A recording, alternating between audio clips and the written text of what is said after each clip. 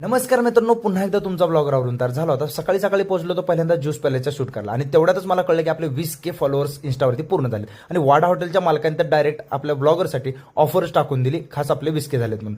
संभाजी देखील आज घरी भेटायला आला होता, त्याने देखील शुभेच्छा दिल्या आणि त्यानंतर बिग बिन कॅफेला पोहोचलो आणि हर्षद मालकांनी बनवलेली मस्त अशी कॉफी पिऊन घेतली. कंट्री परिवाराच्या घरी स्वामी समर्थांची पालखी आली होती, तिथे पोहोचून प्रसाद देखील घेतला होता. पण आता जाणार होतो मी, आपले राजन मालक यांनी आपल्या सेलिब्रेशनची तयारी केली होती 20Kच्या आणि त्यासाठी सगळे उपस्थित होते. त्यासोबतच भैया ठाकरे असतील, शुभम माने असतील, शरद तात्या असतील आणि सगळा मित्र परिवार देखील आपला सोबत होता.